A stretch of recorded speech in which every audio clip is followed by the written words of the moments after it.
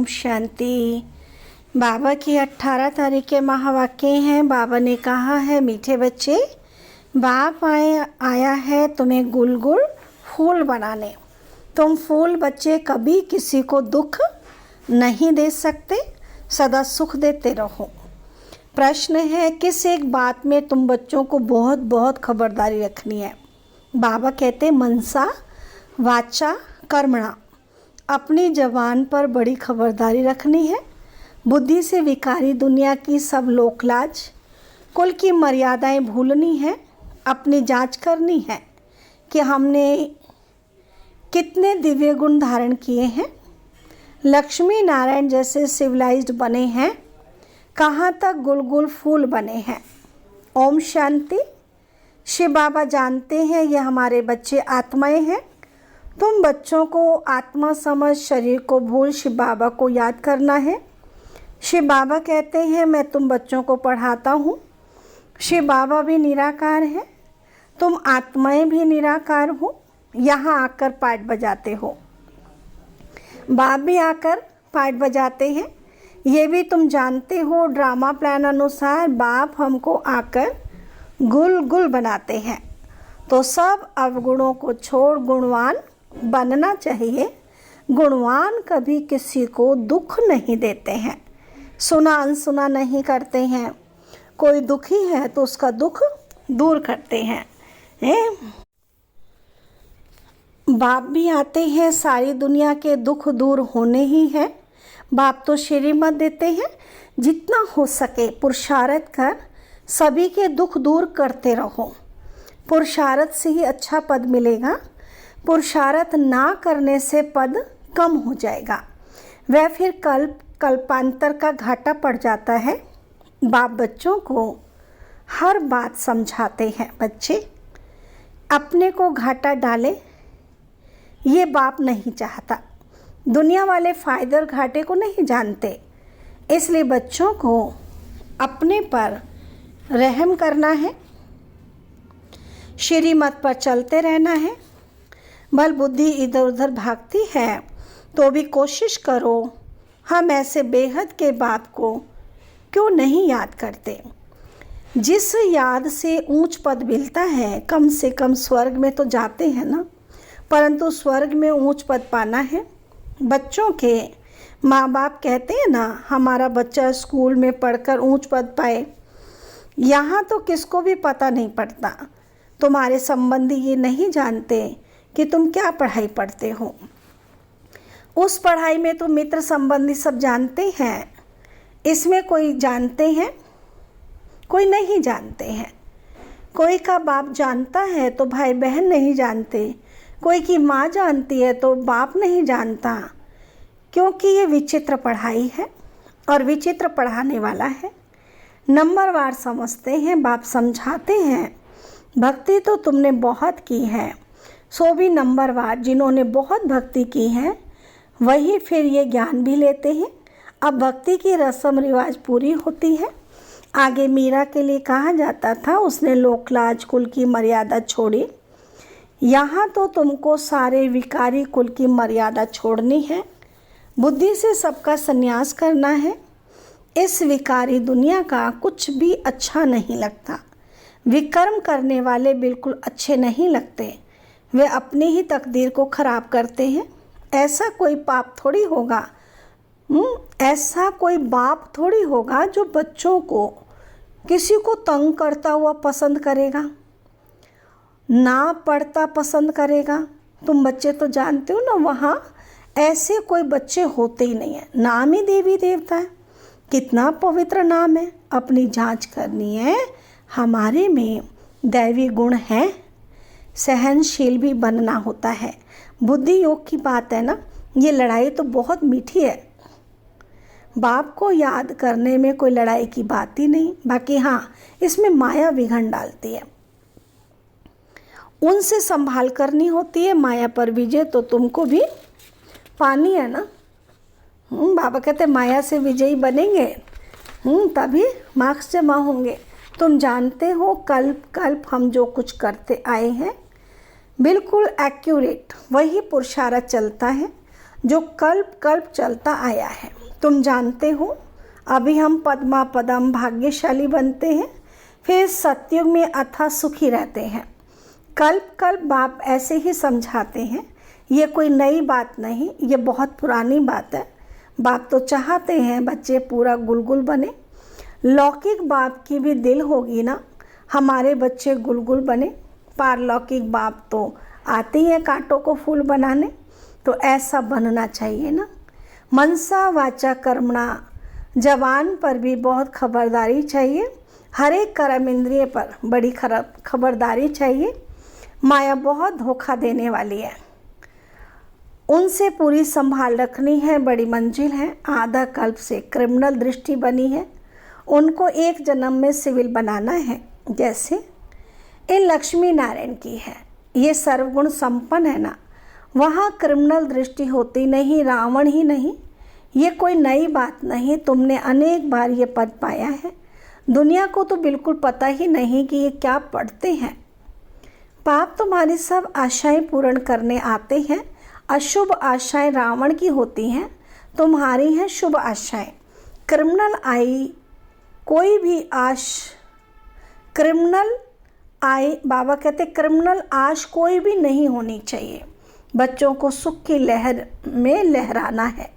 तुम्हारे अथाह सुखों का वर्णन नहीं कर सकते, दुखों का वर्णन होता है, सुख का वर्णन थोड़ी होता है।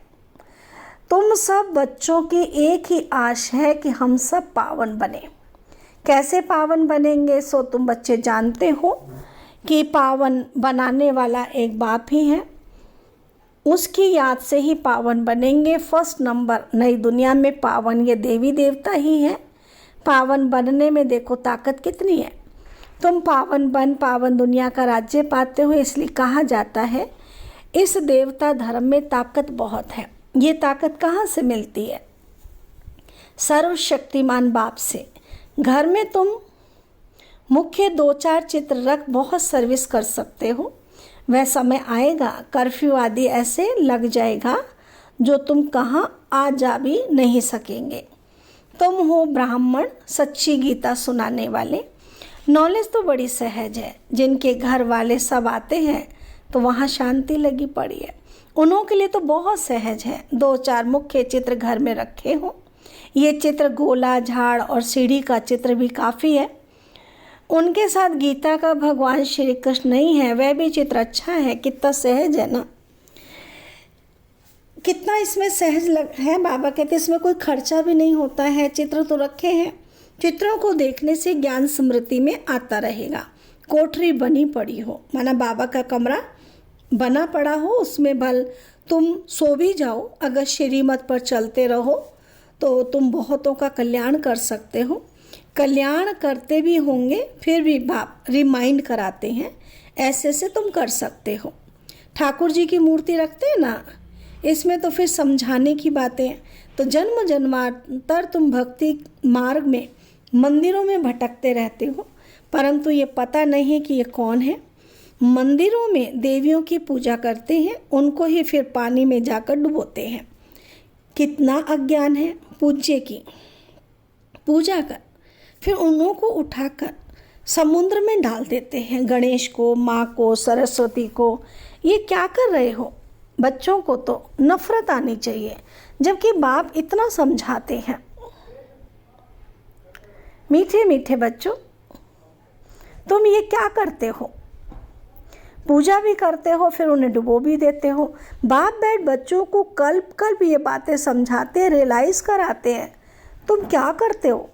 इनको कहते हैं विश्व वैतरणी नदी। ऐसे नहीं वहाँ कोई क्षीर सागर है, परंतु हर चीज़ वहाँ ढेर होती है। कोई चीज़ पर पैसे नहीं लगते। पैसे तो वहाँ होते ही नहीं हैं। सोने के सिक्के देखने में आते हैं, जबकि मकानों में भी सोना लगता है, सोने की ईंटें लगती हैं। तो सिद्ध होता है वहाँ सोने चांदी का मूल्य ही नहीं है।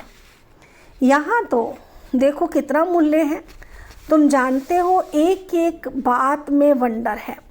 मनुष्य तो मनुष्य ही है, ये देवता भी मनुष्य हैं, परंतु इनका नाम देवता है। इन्हों के आगे मनुष्य अपनी गंदगी जाहिर करते हैं, कहते हैं हम पापी नीच हैं, हमारे में कोई गुण नहीं है। तुम बच्चों की बुद्धि में एम ऑब्जेक्ट है। हम ये मनुष्य से देवता बनते हैं, देवताओं में दैवी गुण है, ये तो समझते हैं। मंदिरों में जाते हैं परंतु ये नहीं समझते कि ये भी मनुष्य ही हैं। हम भी मनुष्य हैं परंतु ये दैवी गुण वाले हैं, हम आसुरी गुणों वाले हैं। अभी तुम्हारी बुद्धि में आता है हम कितने नालायक थे। इन्हों के आगे जाकर गाते थे आप सर्वगुण संपन्न, 16 कला संपूर्ण, संपूर्ण निर्विकारी। अभी बाप समझाते ये तो पास्ट होकर गए हैं, इनमें दैवी गुण थे, अथा सुख थे, अथा सुख थे, वही फिर अथा दुखी बने। इस समय सभी में 5 विकारों की प्रवेशता है। अभी तुम विचार करते हो कैसे हम ऊपर से गिरते गिरते एकदम पट पर आकर पड़े हैं। भारतवासी कितने साहूकार थे, अभी तो देखो कर्जा उठाते रहते हैं। तो ये सब बातें बाप ही बैठकर समझाते हैं और कोई बता ना सके। ऋषि मुनि भी नेति नेति कहते थे, अर्थात हम नहीं जानते। अभी तुम समझते हो, वह तो सच कहते थे, ना बाप को ना रचना के आदि मध्य अंत को जानते थे। अभी भी कोई नहीं जानते सिवाय तुम बच्चों के। बड़े बड़े सन्यासी महात्माएं कोई नहीं जानते। वास्तव में महान आत्मा तो ये लक्ष्मी नारायण है, एवर प्योर है, ये भी नहीं जानते थे। और कोई कैसे जान सकते हैं? कितनी सिंपल बातें बाप समझाते हैं परंतु कई बच्चे भूल जाते हैं। कई अच्छी रीति गुण धारण करते हैं तो मीठे लगते हैं। जितना बच्चों में मीठा गुण देखते हैं तो दिल खुश होती है। कोई तो नाम बदनाम कर देते हैं। यहाँ तो फिर बाप, टीचर, सतगुरु है, तीनों की निंदा कराते हैं। सत बाप, सत टीचर और सतगुरु की निंदा कराने से फिर ट्रिब्यूनल दंड पड़ जाता है। ट्रिपल दंड पड़ता है, क्योंकि बाप, टीचर और सतगुरु तो तीनों की निंदा कराएंगे तो ट्रिपल दंड पड़ जाता है। परंतु कई बच्चों में कुछ भी समझ नहीं है। बाप समझाते हैं ऐसे भी होंगे जरूर। माया भी कोई कम नहीं है, आधा कल्प पाप आत्मा बनाती है। बाप फिर आधा कल्प के लिए पुण्य आत्मा बनाते हैं, वह भी नंबरवार बनते हैं। बनाने वाले भी 2 हैं, राम और रावण। राम को परमात्मा कहते हैं, राम राम कह फिर पिछाड़ी में शिव को नमस्कार करते हैं, वही परमात्मा है। परमात्मा के नाम गिनते हैं, तुमको तो गिनती की दरकार नहीं। ये लक्ष्मी नारायण पवित्र थे ना, इन्हों की दुनिया थी जो पास्ट हो गई है, उसको स्वर्ग नई दुनिया कहा जाता है। फिर जैसे पुराना मकान होता है तो टूटने लायक बन जाता है, ये दुनिया भी ऐसे है। अभी है कलयुग की पिछाड़ी। कितनी सहज बातें समझने की हैं, धारण करनी और करानी है। बाप तो सबको समझाने के लिए नहीं जाएंगे ना। तुम बच्चे ऑन गॉडली सर्विस हो। बाप जो सर्विस सिखलाते हैं वही सर्विस करनी है। तुम्हारी है गॉडली सर्विस। और तुम्हारा नाम ऊंच करने के लिए बाबा ने कलश तुम माताओं को दिया है। ऐसे नहीं कि पुरुषों को नहीं मिलता, मिलता सबको है। अभी तुम बच्चे जानते हो हम कितने सुखी और स्वर्गवासी थे, वहाँ कोई दुखी नहीं थे। अभी संगम युग है, फिर हम उस नई दुनिया के लिए मालिक बन रहे हैं। अभी कलयुग पुरानी पतित दुनिया है, बिल्कुल ही जैसे भैंस बुद्धि मनुष्य है। अभी तो इन बातों को भूलना पड़ता है। देह से ही देह के सब संबंधों को छोड़ अपने को आत्मा समझना है। शरीर में आत्मा नहीं तो शरीर कुछ भी कर ना सके। उस शरीर पर कितना मोह रखते हैं। शरीर जल गया, आत्मा ने जाकर दूसरा शरीर लिया। फिर 12 मास जैसे हाय हुसैन मचाते रहते हैं, मानो रोते पीटते रहते हैं, दुखी होते रहते हैं। अभी तुम्हारी आत्मा शरीर छोड़ेगी तो जरूर ऊंच घर में जन्म लेगी, नंबरवार। थोड़े ज्ञान वाला साधारण कुल में जन्म लेगा, ऊंच ज्ञान वाला ऊंच कुल में जन्म लेगा। वहाँ सुख भी बहुत होता है। अच्छा, मीठे मीठे सिक्की लदे बच्चों प्रति माता पिता बाप दादा का याद प्यार और गुड मॉर्निंग। रूहानी बाप के रूहानी बच्चों को नमस्ते। हम रूहानी बच्चों की रूहानी बाबा को नमस्ते नमस्ते। धारणा के लिए मुख्य सार है, बाप जो सुनाते हैं उसे सुना अनसुना नहीं करना है। गुणवान बन सबको सुख देना है। पुरुषार्थ कर सबके दुख दूर करने हैं। सेकंड है, विकारों के वश होकर कोई भी विकर्म नहीं करना है। सहनशील बनना है। कोई भी क्रिमिनल, अशुद्ध, विकारी आश नहीं रखनी है। वरदान बाबा ने दिया, शांति की शक्ति द्वारा असंभव को संभव करने वाले सहज योगी भव। शांति की शक्ति सर्वश्रेष्ठ शक्ति है। शांति की शक्ति से ही और सब शक्तियाँ निकली हैं। साइंस की शक्ति का भी जो प्रभाव है वह साइंस भी साइलेंस से निकली है। तो शांति की शक्ति से जो चाहो वो कर सकते हो। असंभव को भी संभव कर सकते हो। जिसे दुनिया वाले असंभव कहते हैं वह आपके लिए संभव है और संभव होने के कारण सहज है। शांति की शक्ति को धारण कर सहज योगी बनो। स्लोगन है, वाणी द्वारा सबको सुख और शांति दो तो गायन योग्य बनेंगे। ओम शांति।